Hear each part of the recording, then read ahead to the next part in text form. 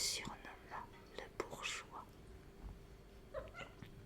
et on ne l'appelait plus autrement. Il passait pour remarquablement adroit dans le métier de menuisier qu'il avait adopté. Il faisait même un peu de sculpture sur bois.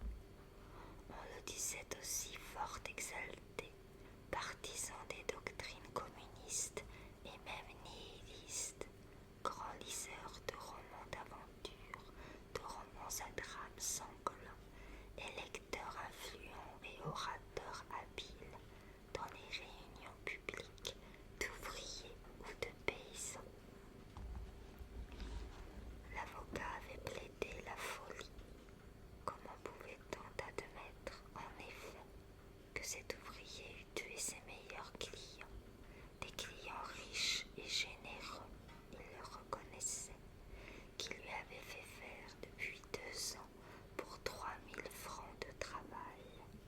Ses livres en faisaient foi. Une seule explication se présentait, la folie, l'idée fixe du déclassé qui se venge sur 2 bourgeois de tous les bourgeois, et l'avocat fit une allusion habile à ce surnom de le bourgeois, donné par le pays à cet abandonné. Il s'écriait: n'est-ce pas une ironie, et une ironie capable d'exalter encore ce malheureux garçon qui n'a ni père ni mère? C'est un ardent républicain, que dis-je? Il appartient même à ce parti politique que la République fusillait et déportait naguère, qu'elle accueille aujourd'hui à bras ouverts, à ce parti pour qui l'incendie est un principe et le meurtre un moyen tout simple. Ces tristes doctrines, acclamées maintenant dans les réunions publiques, ont perdu cet homme. Il a entendu des républicains, des femmes même, oui, des femmes, demander le sang de M. Gambetta, le sang de M. Grévy. Son esprit malade a chaviré. Il a voulu du sang de bourgeois.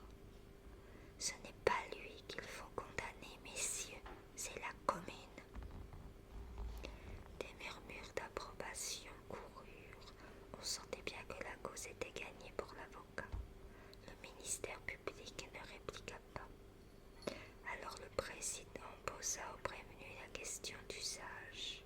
Accusé, n'avez-vous rien à ajouter pour votre défense? L'homme se leva.